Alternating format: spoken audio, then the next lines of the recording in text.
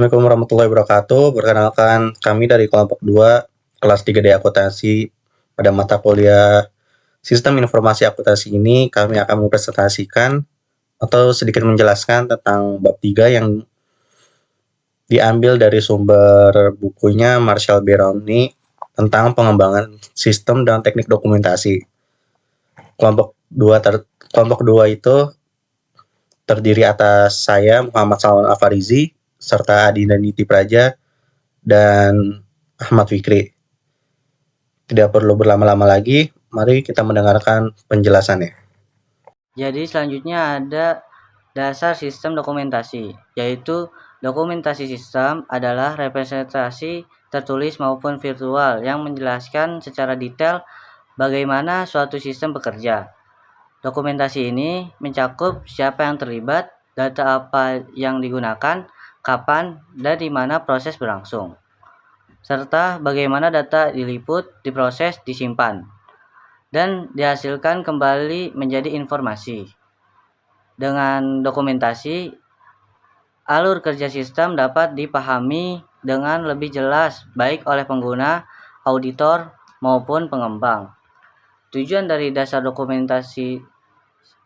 sistem dokumentasi ada 3. Yang pertama itu memahami sistem yang ada. Yang kedua, evaluasi dan pengendalian internal. Yang ketiga ada panduan pengendalian sistem baru. Adapun alat dokumentasi ada 3. Yang pertama itu Business Process Diagram atau BPD. Itu untuk mengatur alur proses bisnis. Yang kedua ada flowchart atau dokumen sistem program. Itu untuk aliran dokumen, data, dan logika program. Yang ketiga ada data flow diagram atau DFD. Ini digunakan untuk alur data sumber, proses, dan penyimpanan. Dan yang ketiga ada manfaat bagi mahasiswa. Manfaat dasar sistem dokumentasi bagi mahasiswa ada 3. Yang pertama itu dapat untuk membaca dan menafsirkan sistem. Yang kedua ada menilai kekuatan dan kelemahan kontrol. Dan yang ketiga itu membuat dokumentasi proses bisnis. Selanjutnya ada data flow diagram atau DFD. Jadi teknik ini menjelaskan arus data dalam organisasi secara grafis. Dan DFD ini tuh lebih berfokus kepada alur data daripada data prosedur fisik. Jadi sebenarnya DFD ini tuh merupakan alat visual yang menunjukkan bagaimana informasi ini bergerak dan diproses dalam suatu sistem gitu. Dan datanya itu kayak bergerak kan dari satu sistem lain, dari satu sistem ke sistem yang lainnya. Sebenarnya tujuan utama dari DFD ini adalah untuk memahami dan mendokumentasikan sistem secara logis, tapi ada beberapa tujuan lainnya seperti memetakan aliran data.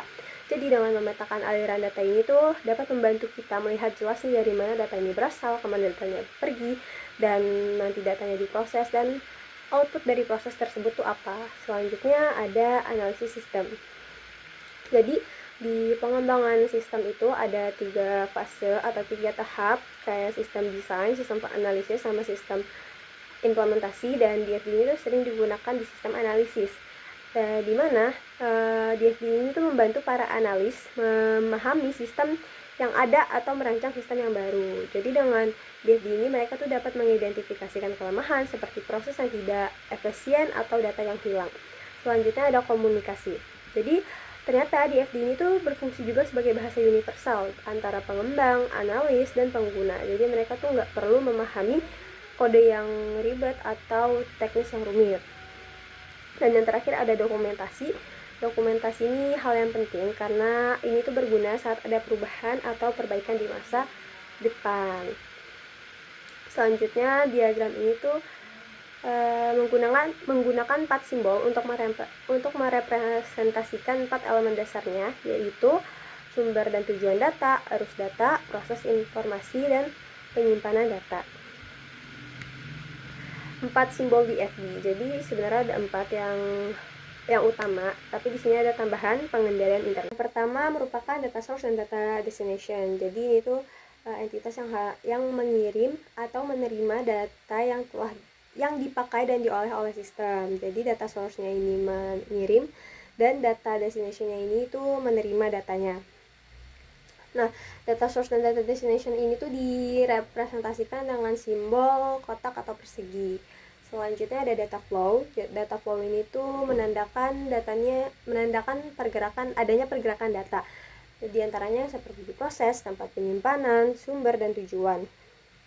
Jadi data flow ini disimbolkan dengan tanda panah. Nah, nanti tanda panahnya ini tuh dikasih keterangan agar jelas data apa yang sedang bergerak atau data apa yang sedang mengalir. Jadi pembacanya tuh tahu dan mengerti. Nah, tapi kalau ada aliran data yang berupa ambil, perbarui, dan simpan kembali dari data source, itu nggak perlu diberi keterangan karena biasanya sudah jelas.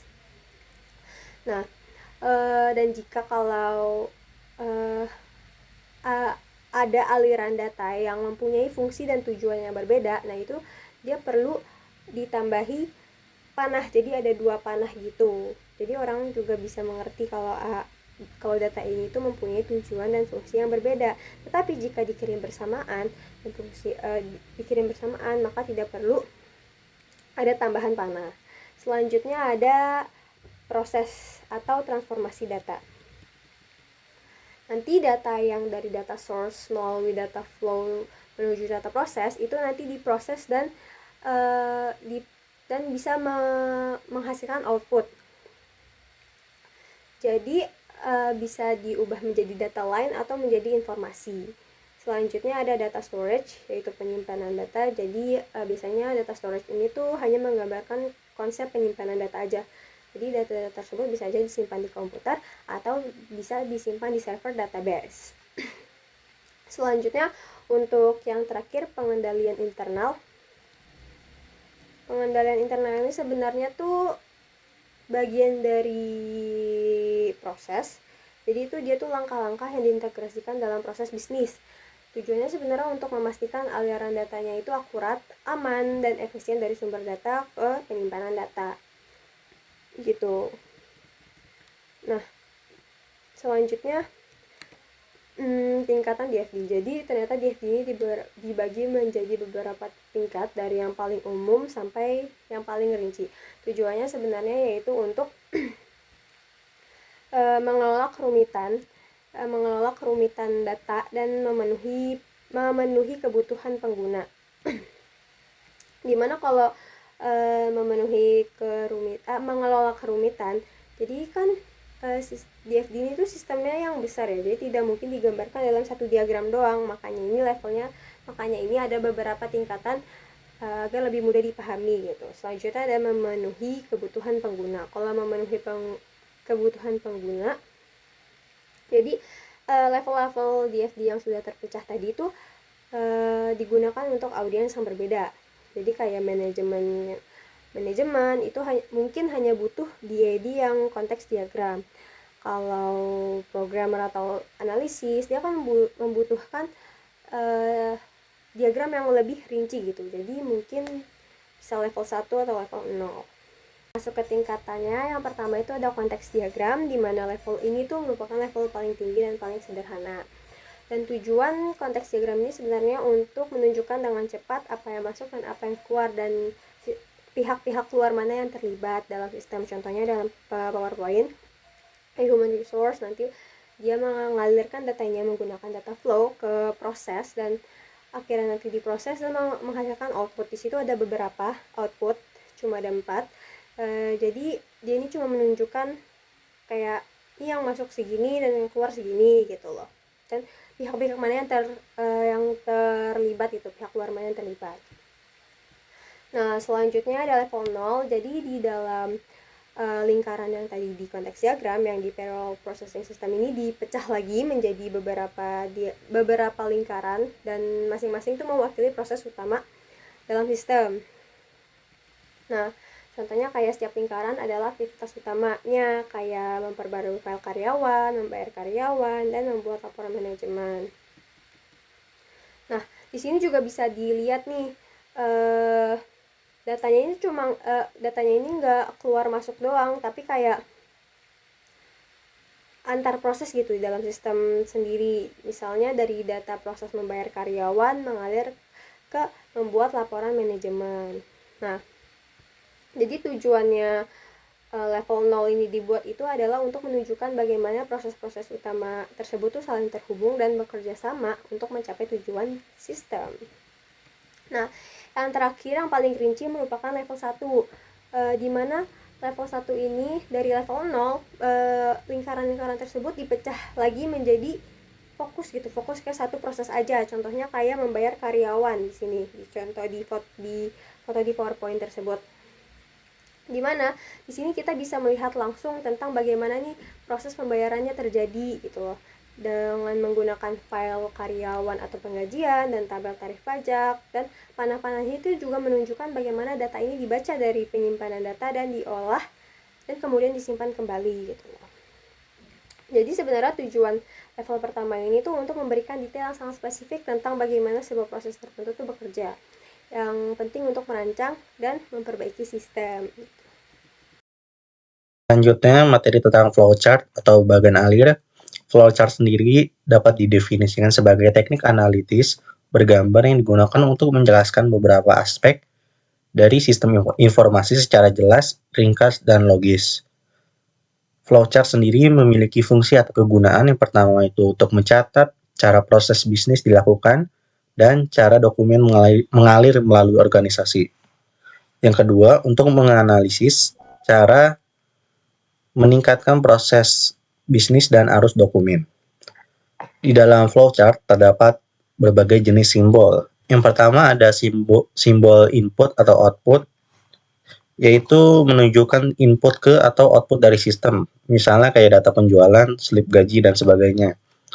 Yang kedua itu ada simbol pemrosesan, yaitu menunjukkan pengolahan data baik secara elektronik maupun dengan tangan atau kertas gitu. Misalnya seperti untuk memvalidasi data dari pelanggan. Yang ketiga ada simbol penyimpanan, yaitu menunjukkan tempat data disimpan seperti database komputer. Yang keempat ada simbol arus dan lain-lain, yaitu menunjukkan arus data di mana bagan alir atau flowchart dimulai dan berakhir. Keputusan dibuat dan cara menambah catatan penjelas untuk flowchart. Misalnya perpindahan data atau dokumen.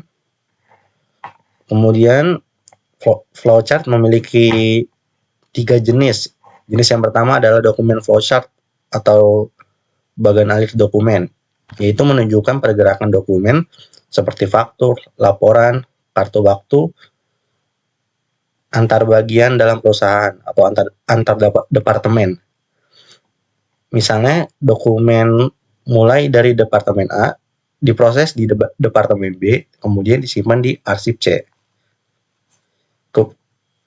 Jenis yang kedua ada sistem flowchart atau bagan alir sistem, yaitu flowchart yang berfokus pada cara data diproses oleh sistem terutama yang menggunakan komputer. Contohnya, data penjualan dimasukkan lewat terminal, kemudian disimpan di database perusahaan, kemudian dicetak menjadi sebuah laporan. Yang ketiga ada program flowchart atau bagan alir program, yaitu menjelaskan langkah-langkah logis yang dijalankan oleh program komputer. Contohnya jika pelanggan membayar tunai, sistem update kas jika kredit, kemudian sistem update piutang. Di sini ada contoh-contoh simbol flowchart dan contoh proses dari flowchart. Jadi yang pertama itu data karyawan diinput, kemudian diolah oleh software, yaitu bagian pemrosesan, kemudian disimpan di database penyimpanan, yang kemudian jika sudah valid atau sudah diputuskan, kemudian siap dicetak menjadi slip gaji. Slip gaji itu outputnya. Nah, contoh simbol-simbolnya misalnya kayak flow direction symbol, yaitu simbol yang digunakan untuk menghubungkan antara simbol yang satu dengan simbol yang lain. Simbol ini disebut juga connecting line. Kemudian ada terminator symbol, yaitu simbol untuk permulaan atau akhir dari suatu kegiatan.